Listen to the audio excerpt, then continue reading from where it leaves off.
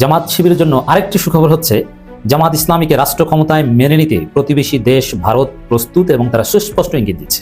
আমি মহান রব্বুল আলমিনের শুকরিয়া আদায় করি, আল্লাহ তাআলা এই ভোটের মাধ্যমে বাংলাদেশে একটা নতুন অধ্যায়ের সূচনা করে দিন, সেটা দোয়া করি। কুমিল্লা ৪ দেবিদ্বার আসনে শাপলাকলি প্রতীকে বিপুল ভোটে জয়ী হয়ে ত্রয়োদশ জাতীয় সংসদ নির্বাচনে কুমিল্লা ৪ থেকে জীবনে প্রথমবারের মতো সংসদ সদস্য হলেন এনসিপির দক্ষিণ অঞ্চলের মুখ্য সংগঠক ও জুলাই আন্দোলনের সম্মুখ সারির যোদ্ধা হাসনাত আব্দুল্লাহ।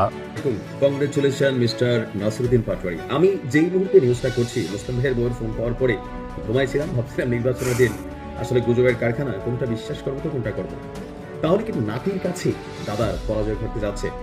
আসসালামু আলাইকুম দর্শক, রিসেন্ট আপডেট চ্যানেলের নতুন একটি গুরুত্বপূর্ণ নিউজ ভিডিও নিয়ে আপনাদের মাঝে হাজির হলাম। প্রিয় দর্শক, বাংলাদেশের বর্তমান রাজনৈতিক প্রেক্ষাপট নিয়ে ইতিমধ্যে অনেকগুলো ভিডিওর অংশবিশেষ আপনারা দেখেছেন এবং আশা করি দেখেই বুঝতে পেরেছেন আজকের ভিডিওটি কতটি গুরুত্বপূর্ণ এবং আকর্ষণীয় হতে চলেছে। তাই প্রিয় দর্শক, সবাইকে বলছি ধৈর্য সহকারে পুরো ভিডিওটি দেখবেন। এখনো যারা আমাদের চ্যানেলটি সাবস্ক্রাইব করেননি তাদের সবাইকে বলবো আমাদের চ্যানেলটি সাবস্ক্রাইব করে পাশে থাকা বেল আইকনটি অন করে দিবেন। আর যারা ইতিমধ্যে সাবস্ক্রাইব করেছেন তাদেরকে অসংখ্য ধন্যবাদ।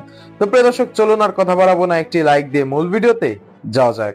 কুমিল্লা ৪ দেবিদ্বার আসনে শাপলাকলি প্রতীকে বিপুল ভোটে জয়ী হয়ে ত্রয়োদশ জাতীয় সংসদ নির্বাচনে কুমিল্লা ৪ থেকে জীবনে প্রথমবারের মতো সংসদ সদস্য হলেন এনসিপির দক্ষিণ অঞ্চলের মুখ্য সংগঠক ও জুলাই আন্দোলনের সম্মুখ সারির যোদ্ধা হাসনাত আব্দুল্লাহ, যিনি ১১ দলীয় নির্বাচনী ঐক্যের প্রার্থী হিসেবে মাঠে নেমেছিলেন, যেখানে শুরুতেই তার প্রতিদ্বন্দ্বী ছিলেন বিএনপির প্রার্থী ৪ বারের সাবেক সংসদ সদস্য মঞ্জুরুল আহসান মুন্সী। কিন্তু রিটার্নিং কর্মকর্তা তার মনোনয়ন শুরুতে বৈধ ঘোষণা করলেও পরে ঋণখেলাপি হওয়ার তথ্য গোপন করার অভিযোগ পাওয়ার পর তার প্রার্থিতা বাতিল করে। পরে আদালতে আপিল করলেও প্রার্থিতা ফিরে পাননি তিনি। তারপর গণ অধিকার পরিষদের জসিমকে সমর্থন দিয়ে মাঠে নামিয়েছিল বিএনপি, কিন্তু তাতেও কোনো কাজ হয়নি। শেষমেশ জয়ের হাসিটা হাসল হাসনাত আব্দুল্লাহই। এই আসনে মোট ভোটার সংখ্যা ছিল ৪,১০,৫৫৯ জন, যার মধ্যে পুরুষ ভোটার ছিল ২,১৫,২৩৭ জন এবং নারী ভোটার ছিল ১,৯৫,৩১৯ জন। আর সব মিলিয়ে হাসনাত আব্দুল্লাহ শাপলাকলি প্রতীকে পেয়েছেন ২,৫১,৩৩৫ ভোট, আর তার বিপরীত প্রার্থী ট্রাক প্রতীকে পেয়েছেন মাত্র ৯১,৫৬৬ ভোট, যা নতুন করে এক ইতিহাস রচিত করল তরুণ এই রাজনীতিবিদ হাসনাত। বৃহস্পতিবার ১২ ফেব্রুয়ারি সকাল ৭টায় ভোট গ্রহণ শুরু হয়ে চলে বিকাল ৪টা পর্যন্ত। এরপর শুরু হয় ভোট গণনা, আর গণনা শেষে এ তথ্য জানা গিয়েছে। ১৪৩টি ভোট কেন্দ্রে অনুষ্ঠিত কুমিল্লা ৪ আসনে নির্বাচনে লড়েছেন ৫ জন প্রার্থী, যার মধ্যে শাপলাকলি থেকে লড়েছেন হাসনাত আব্দুল্লাহ এবং দেওয়ালঘড়ি প্রতীকে মুজিবুর রহমান। ট্রাক প্রতীকে লড়েছেন গণ অধিকার পরিষদের জসিম। হাতপাকা প্রতীকে নির্বাচন করেছেন আব্দুল করিম এবং ইরফানুল হক সরকার লড়েছেন আপেল প্রতীক নিয়ে। এবং সবার চাইতে ভোটে এগিয়ে থেকে জয়লাভ করেছেন হাসনাত আব্দুল্লাহ। যদিও শুরু থেকে আসনটির নানা শঙ্কার আশঙ্কা করলেও শেষমেশ নিজের জয়ের ব্যাপারে নিশ্চয়তা দেওয়া হাসনাত আব্দুল্লাহই হলো দেবিদ্বারের মানুষের নেতা। Congratulation mister Nasiruddin Patwari. আমি যেই মুহূর্তে নিউজটা করছি, মুসলিম ভাইয়ের বউয়ের ফোন পাওয়ার পরে ঘুমাইছিলাম, ভাবছিলাম নির্বাচনের দিন আসলে গুজবের কারখানা, কোনটা বিশ্বাস করবো তো কোনটা করবো না। তাহলে কি নাতির কাছে দাদার পরাজয় ঘটতে যাচ্ছে? সারা বাংলাদেশে যতগুলো নির্বাচনী কেন্দ্র আছে এর মধ্যে ফোকাসেবল সবার কনসেন্ট্রেশন যে কয়েকটা সিটের মধ্যে একটা হচ্ছে মির্জা আব্বাসের ঢাকা ৮ ঐতিহাসিক, আর পাশাপাশি হচ্ছে নাসিরউদ্দিন পাটোয়ারি। আমি মাত্র ১ মিনিট আগে, আপনারা জানেন আজকে সারাদিন ভোট হয়েছে, যার যার মতন করে ভোট দিয়েছেন, তো সেখান থেকে ঢাকা ৮ আসনে মতিঝিল, শাহবাগ, রমনা, পল্টন, শাহজাহানপুর এখানে ভোটের ৩টি কেন্দ্রের ফলাফল পাওয়া গেছে। তো ৩টি কেন্দ্র দিয়ে তো রেজাল্ট হবে না, বাট ৩টি কেন্দ্রে আমি যদি একটু আপনাদেরকে দেখাই, রেজাল্ট কিন্তু কন্টিনিউ আপডেট হবে। ধানের শীষের মনোনীত দাদা ওরফে মির্জা আব্বাস, তিনি ভোট পেয়েছেন আপনার ১২৪২টি। অপরদিকে শাপলাকলি প্রতীকে জাতীয় নাগরিক পার্টির দ্য ব্লুটুথ বয় নাসিরউদ্দিন পাটোয়ারি পেয়েছে ১২৪৯। তবে এইটার মধ্যে কিন্তু রেজাল্ট কানেক্টেড না, মাত্র ৩টা কেন্দ্রের রেজাল্ট আসছে, আরো অনেকগুলো সামনে আসবে। তবে এই ৩টাতে ৭ ভোটে এগিয়ে আছে আপনার নাসিরউদ্দিন পাটোয়ারি। আমরা যদি দেখি যে আপনার অন্য কেন্দ্রগুলোর ফলাফল আসার সাথে সাথে সামগ্রিক চিত্র আরো স্পষ্ট হবে। তবে মির্জা আব্বাসের অনুসারী যারা আছেন ঢাকা ৮-এ, তারা মনে করছে যে ২টা-৩টা কেন্দ্রের ফলাফল দিয়ে আসলে পুরো চিত্রকে সামনে আনা যাবে না। অপরদিকে নাসিরউদ্দিন পাটোয়ারি বলছে যে ঢাকা ৮-এ ভূমিধস বিজয় নাকি শাপলাকলি প্রতীকের হবে। আর এছাড়া বাংলাদেশে আজকে যতগুলো জায়গায় নির্বাচন ঘটেছে, আমি সারাদিন অবজারভেশন করছিলাম যে রেজাল্ট কোন দিকে যেতে পারে। যেমন আমাদের কুমিল্লা ৫, কুমিল্লা ৬, এখানে ধানের শীষ, দাঁড়িপাল্লা কাছাকাছি লেভেলে কিন্তু এখানে বিট করছে। আর বেশিরভাগ অংশেই আমি যতটুকু দেখলাম সামগ্রিক চিত্র, যেহেতু ফ্যান বেস একটা বড়, এখানে লক্ষ লক্ষ মানুষ আমার সাথে কানেক্ট আছেন, এখন পর্যন্ত কিন্তু স্পষ্ট করে বলার সুযোগ নাই যে আসলে এখানে কি মানে বিএনপি আসলে ক্ষমতায় যাচ্ছে নাকি জামাত ইসলাম যাচ্ছে। অনেক আসনে জামাত এগিয়ে আছে, অনেক আসনে আবার বিএনপি এগিয়ে আছে। তবে আজকে সারাদিনের বেশ কিছু জায়গায় বেশ কিছু ঘটনা ঘটেছে। যেমন গতকালকে রাত্রে থেকে আমি দেখলাম যে জামাতের বেশ কিছু ঘটনা চোখের সামনে আসছে, দিনের বেলা আবার বিএনপিরও আসছে। যেমন জামাতের ঝিনাইদহ 4 আসনে সেখানে আমরা দেখলাম যে মানে ফলাফল কেন্দ্রের যে ফলাফল শীট এটা রেডি করা। এতদিন যাবৎ জামাতের যে পজিটিভিটিটা ছিল এরকম ছোট ছোট 2-1টা ঘটনায়, তারপর জামাতের একজন ঊর্ধ্বতন নেতা তিনি আটক হলেন এয়ারপোর্টে প্রায় অর্ধ কোটি টাকা সহ, আরেকজন আটক হলেন। আবার আজকে দিনের বেলায় বিএনপির একজন প্রার্থী তিনিও আপনার ব্যালট ট্যালট মারা, ধানের শেষ সিল মারা প্রতীক নিয়ে কানেক্টেড হয়ে গেলেন। তো আসলে এই মুহূর্তে নির্বাচন সুষ্ঠু হয়েছে, তবে ভোটের হার কতটুকু বা কত % ভোট পড়েছে এটা রাজ্যতে গভীর হবে। আমি চেষ্টা করবো আপনাদেরকে আপডেট করতে। তবে এই নিউজটা করার মূল কারণটা ছিল যে এই মুহূর্তে আর এর মাঝখানে খুবই বড় একটা ভয়াবহ গুজব ছড়িয়ে পড়েছিল যে হান্নান মাসুদের ছোট ভাই, মানে হান্নান মাসুদের ছোট ভাইয়ের যে নিহত হওয়ার ঘটনাটা, আমিও এটা নিয়ে দেখলাম যে অনেক মানুষ এটা বিশ্বাস করেছেন। তো সর্বোপরি আমরা দেখলাম যে হান্নান মাসুদের ছোট ভাই বিএনপি নেতা কর্মীদের হাতে নিহত হয়েছে, এই যে খবরটা এটা ছিল গুজব, আসলে ওরকম কোনো ঘটনা ঘটে নাই। তবে খেয়াল রাখতে হবে আজকে নির্বাচনের রাত, ফলাফলের রাত, অনেক গুজব আপনার নিউজ ফিডে আসবে। আপনি কোনো গুজব নিউজ দেখা সাথে সাথে কোনো রিয়াকশন দিবেন না। আমি আজকে সারাদিন কোনো ভিডিও করিনি, কারণ এই মুহূর্তে মেইন স্ট্রিম মিডিয়াতে আমরা দেখছি নির্বাচনের চিত্র একরকম, আর বিভিন্ন পেজ আইডি বা বিভিন্ন জায়গা থেকে নানা রকম তথ্য আসছে।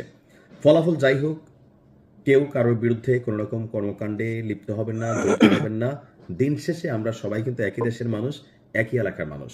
তো যে নিউজ দিয়ে শুরু করেছিলাম নাসিরুদ্দিন পাটোয়ারির, আমি এই পর্যন্ত যতক্ষণ ভিডিওটা আপলোড করছি হয়তো আর 2-4টা কেন্দ্রে ফলাফল আসছে, আপডেট থাকবে। ভালো থাকবে। ভোটের দিন, নির্বাচনের দিন জামাত শিবিরের জন্য আরেকটি সুখবর হচ্ছে, জামাত ইসলামীকে রাষ্ট্র ক্ষমতায় মেনে নিতে প্রতিবেশী দেশ ভারত প্রস্তুত এবং তারা সুস্পষ্ট ইঙ্গিত দিচ্ছে।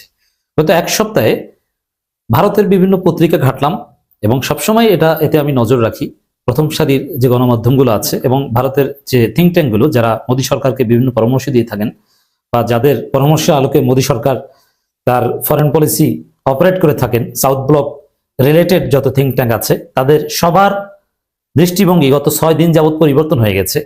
তারা আওয়ামী লীগ পালানোর পর চিন্তা করেছিল যে বাংলাদেশে অনিবার্যভাবে বিএনপি আসবে, তারেক রহমানের সাথে চুক্তি করেছিল, এমনকি তারেক রহমান মোদীর সাথে চুক্তি করে বা সাউথ ব্লকের গ্রিন সিগন্যালেই বাংলাদেশে এসেছে। কিন্তু গত 6 দিন যাবৎ সুস্পষ্টভাবে বুঝে গেছে ভারত সরকার যে না, বাংলাদেশে জামাত ইসলামীর উত্থান হচ্ছে এবং অনিবার্যভাবে জামাত আসবে, এটা ভারত ঠেকাতে পারবে না।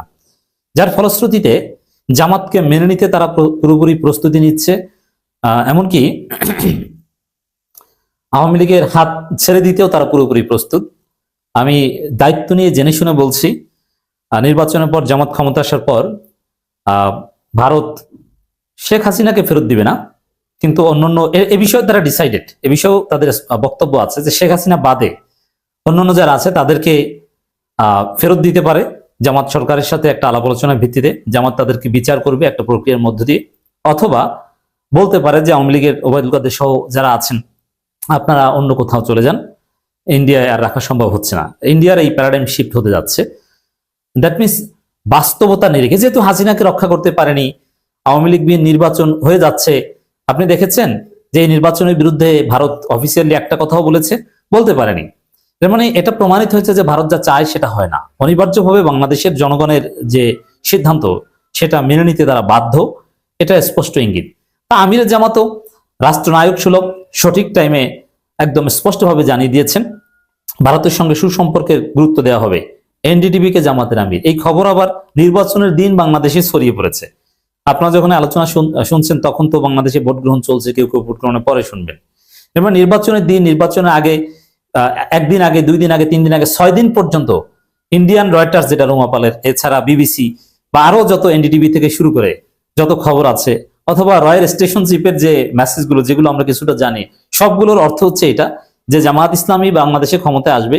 ওই যে একটা খবর দেখেছেন আপনার, নিঃসন্দেহে না দেখলে আপনাদের অবগতির জন্য জানাচ্ছি, জনকণ্ঠের খবর যে গোয়েন্দা সংস্থার চাঞ্চল্যকর প্রতিবেদন, জামাত 190 আসন নিয়ে ক্ষমতায় আসতে যাচ্ছে, সামথিং মোরাল লেস। তা এটাও একটা সার কথা, বা এগুলো আপনি মিলালে একসাথে পেয়ে যাবেন যে বাংলাদেশে জামাত ইসলামী ক্ষমতায় আসছে। এটা তো যুক্তরাষ্ট্র আগেই স্পষ্ট করেছে যে জামাতের সাথে তারা সম্পর্ক করতে চায়, এটা একটা অডিও বার্তায় ফাঁস হয়েছে। এবার ভারতের বক্তব্য স্পষ্ট যে না, তারা জামাতের সাথে কাজ করতে চায় এবং এই নির্বাচনের বিরুদ্ধে কোনো কথা বলছে না। এবং বাংলাদেশের জনগণের এখানে স্ট্র্যাটেজিক যে শব্দটা তারা ব্যবহার করছে ভারত সরকার, যে স্ট্র্যাটেজিক ইম্পর্টেন্স বা স্ট্র্যাটেজিক ইন্টারেস্ট ইন্ডিয়ার, ওইটার উপর ভিত্তি করে তারা বাংলাদেশের রিয়ালিটি মেনে নেবে, এই ইঙ্গিত দেখতে পাচ্ছি।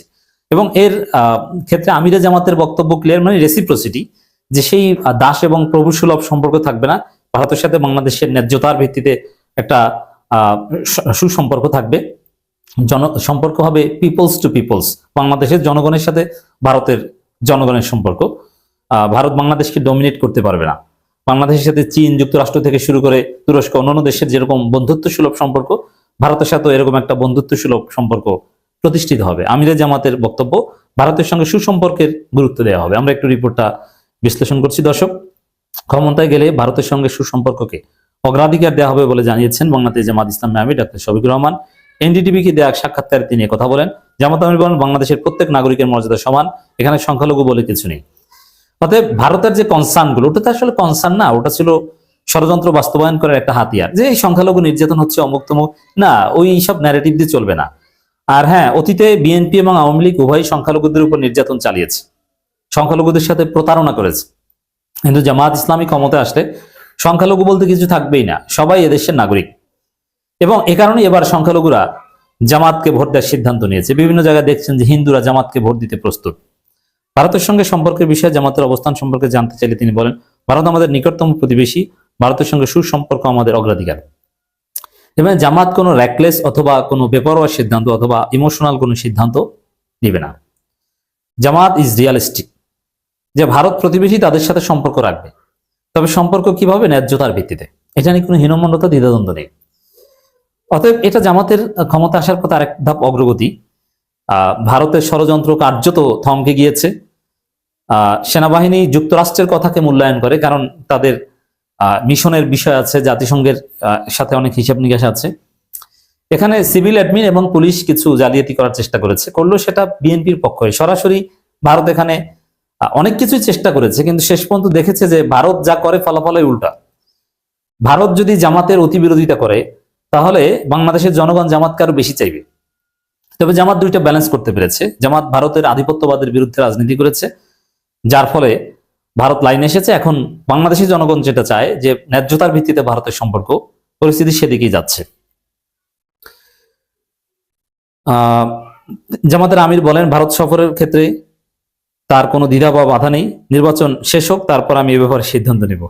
মানে জামাতের আমিরকে নরেন্দ্র মোদী আমন্ত্রণ জানাবে যে স্যার, ডাক্তার সাহেব আসেন ভারত, এবং দেখবেন জামাত ইসলামীর আমির প্রধানমন্ত্রী হওয়ার পর সর্বপ্রথম সফর হয়তোবা চীন বা যুক্তরাষ্ট্র হবে, তারপরে খুব শীঘ্রই ভারত সফর হবে।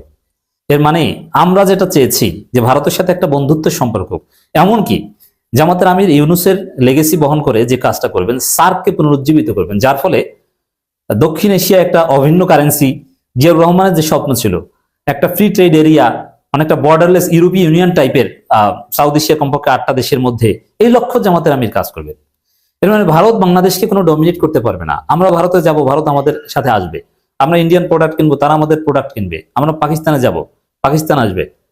এখানে ভারত মানে পাকিস্তানের সাথে দূরত্ব না, একদম সমতার ভিত্তিতে, ন্যায্যতার ভিত্তিতে সম্পর্ক। ইনশাআল্লাহ আমিরে জামাত প্রধানমন্ত্রী হওয়ার পর ভারত সফরে যাবেন, তখন 54 বছরের যে একটা স্টিরিওটাইপ, সেটা ভেঙে যাবে, যে সুপারস্টিশন, সেটা ভেঙে যাবে, যে না, জনগণের সাথে জনগণের সম্পর্ক হতে পারে। এটা তো দেখেছেন, ভারত তো মালদ্বীপেও পিছু উঠেছে। মালদ্বীপে এই মসজিদকে এই করবে, সেই করবে, অমুক তমুক, কারণ মসজিদকে স্যার স্যার আব্বা আব্বা বলছে, তা আমিরে জামাতকেও স্যার স্যার আব্বা আব্বা বলবে। অপেক্ষা করেন, আমি এই বক্তব্য দেওয়ার কয়েক ঘন্টার মধ্যে হয়তো আপনারা জানতে পারবেন, 20-15 বা এরকম বা 24 ঘন্টার মধ্যেই, যে নরেন্দ্র মোদী টুইট করেছে, আমিরে জামাতকে কনগ্রাচুলেট করেছে। ভারত সফরের ক্ষেত্রে তার কোনো দ্বিধা নেই। দেশব্যাপী বিক্ষোভের মধ্যে শেখ হাসিনা, এই যে কথাটা, ভারত সফরের ক্ষেত্রে তার কোনো দ্বিধা নেই, এর মানে এই কথাগুলো কিসের উপর ভিত্তি করে বলছেন? বা ভারত কেন আমিরে জামাতের কাছে এভাবে আসছে, তাদের মিডিয়াগুলো আসছে এবং এর আগে দেখা করেছে, স্পষ্ট ইঙ্গিত জামাতকে রাষ্ট্র ক্ষমতা গ্রহণ করতে, মেনে নিতে তারা প্রস্তুত। পুরো বিশ্ব জামাতের জন্য এখন অনুকূল ইনশাআল্লাহ। সমস্ত ষড়যন্ত্রের মাটি চাপা। প্রিয় দর্শক, ইতিমধ্যে আপনারা আমাদের পুরো ভিডিওটি দেখেছেন। ভিডিওটি দেখে কি জানলেন এবং বুঝলেন, অবশ্যই আপনাদের মূল্যবান মতামতটি আমাদের কমেন্ট বক্সে জানাতে ভুলবেন না। এখনো যারা আমাদের চ্যানেলটি সাবস্ক্রাইব করেননি তাদের সবাইকে বলবো আমাদের চ্যানেলটি সাবস্ক্রাইব করে পাশে থাকা বেল আইকনটি অন করে দিবেন, এরকম নিত্য নতুন প্রতিদিন গরম গরম নিউজ আপডেট পেতে। ধন্যবাদ সবাইকে।